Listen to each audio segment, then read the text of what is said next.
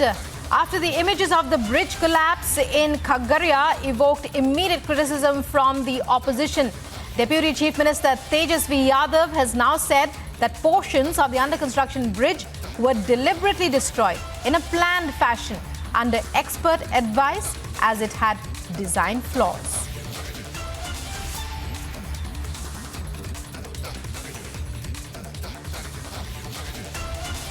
It's a bridge that has been under construction since 2018 and since 2014. And Nitish Kumar himself had inaugurated the bridge, and after much escalation of its price, it still remains incomplete. And this under construction bridge is the bridge that collapsed and was submerged in the Ganga, bringing on a barrage of criticism on the Nitish Kumar government. And let's try and listen in to what Tejasvi Yadav has said. His defense of the bridge collapse is that it was deliberately destroyed because there was a serious defect. It's a bridge that has been under construction for nearly 8 years now. Its price has escalated greatly since it was first inaugurated, since its foundation stone was first laid by Chief Minister Nitish Kumar. It was his dream project, that's what we're hearing. But now, these are visuals, viewers, of the bridge that collapsed over the Ganga. Now, the Bihar government, that's its Deputy Chief Minister Tejasvi Yadav, has come out with the defense that it was deliberately destroyed because there were design flaws. Let's listen in to what Tejasvi Yadav said.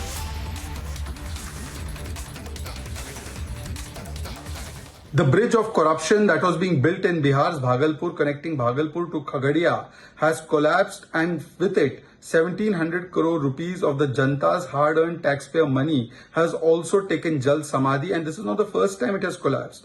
Last year, a gust of wind made it collapse. This is the work that is being done in Bihar under this corrupt government, under the watchful eyes of Mr. Nitish Kumar. It was his dream project. It started in 2014-15. It kept on escalating its costs, and we have seen the kind of low quality material that has been obviously used, because of which this bridge has collapsed. It is only a good fortune that this was not thrown open to the public, or else what else would have happened? Such kind of construction work is being done in every place of Bihar under this government, which is doing corruption, commission and loot. And therefore, a free and fair, independent, perhaps a judicial probe is required into this entire matter to catch those who are the chores. We know that this government has chara chor, but who is doing bridge ki chori and bridge ke material ki chori needs to be established as well.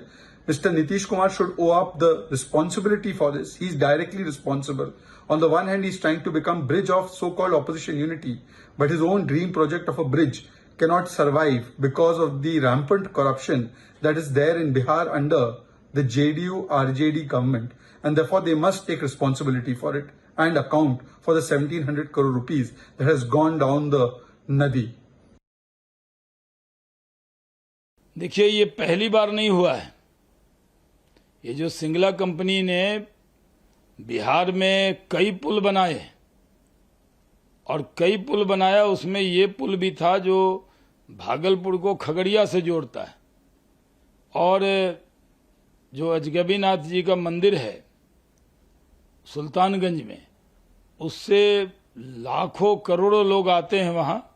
जितने लोग देवघर जाते हैं उतने लोग बाबा अजगबीनाथ के मंदिर में भी आते हैं, और यहीं से उत्तर वाहिनी गंगा बहती है। यहाँ से जल उठता है और जाकर बाबा बैद्यनाथ के यहाँ डलता है। और ये पुल पूरे बिहार के लोगों की उम्मीद का पुल था। हम लोग बहुत दिन से इसकी मांग कर रहे थे, लेकिन पहले एक बार जब उसका स्ट्रक्चर था, हवा जब बही तो वो उड़ गया आंधी में, लोहे का पूरा स्ट्रक्चर, और अभी पूरा पिलर गिर के पूरा पुल ही दह गया। और ये जांच का विषय है, इसके लिए हाई पावर कमेटी बनानी चाहिए, उसकी जांच करनी चाहिए। ये कंपनी बहुत छोटी सी थी, ये बिहार में आकर इसने बहुत सारे पुल बनाए हैं। जितने पुल सिंगला कंपनी ने बनाए हैं उन सब पुल की जांच करनी चाहिए, कितना, कई जगह तो लोग कहते हैं पाया पूरा डालता ही नहीं, यानी पाया डालना 100 फीट तो थोड़ा डाल के ऊपर ही पुल बना देता है, तो बैठेगा तो नहीं। तो ये हमारे यहाँ विजय घाट पुल भी इस भागलपुर में इसी कंपनी ने बनाया। कोसी पर कई बड़े सेतु बनाए हैं और अब इसके बनाए पुल पर लोग चलने से घबरा रहे हैं। और जितने पुल इसने बनाए हैं उन सब की जांच होनी चाहिए। पूरा भ्रष्टाचार का जीता जागता प्रतीक है। कभी नहीं हुआ देश के इतिहास में कि कोई पुल बन गया हो, पहले हवा की आंधी में उड़ जाए ऊपर का स्ट्रक्चर, बाद में पानी का बहाव आए उसमें पूरा पुल ही उड़ जाए, धंस के रह जाए। ऐसी घटना तो कभी नहीं हुई। और इसमें पूरी तरह भ्रष्टाचार है। ये कोई दुर्घटना नहीं है बल्कि भ्रष्टाचार का सिंबल है।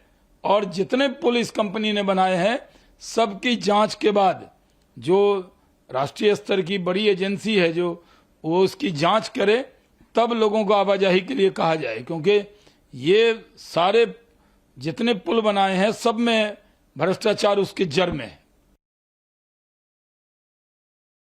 ये नीतीश कुमार जी का भ्रष्टाचार दिख रहा है और नीतीश सरकार पूरी तरह इस पूरे भ्रष्टाचार में लिप्त है।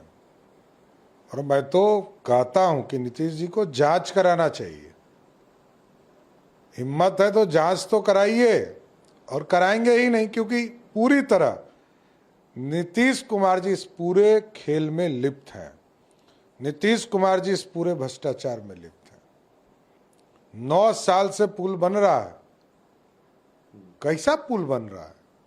14 में मैं ही गया था इनको लेकर ब्रिज का शिलान्यास कराने। 9 साल, पता नहीं प्रधानमंत्री जी के इस देश में अब नीतीश बाबू का क्या रोल रह गया। नीतीश कुमार अब बिहार को एक दिन भी मुख्यमंत्री हैं तो वो हानिकारक है। देखिए, ये ब्रिज शुरू जब हुआ था उसके टेक्निकल डिज़ाइन को लेके हम लोगों ने पिछले वर्ष जब इस पे हुआ तो पूरी इसकी डिज़ाइन पर जांच कराई गई। टेक्निकल टीम आईटी और रुड़की से भी हम लोगों ने उस पर रिपोर्ट मांगा। रिपोर्ट के बाद संज्ञान पूरा लिया गया और रिपोर्ट के बाद इस पर कार्रवाई होनी थी। उसके बावजूद उसको काम कैसे शुरू किया गया ये तो माननीय डिप्टी सीएम को बताना चाहिए कि आखिर इसके बाद क्यों काम शुरू कराया गया।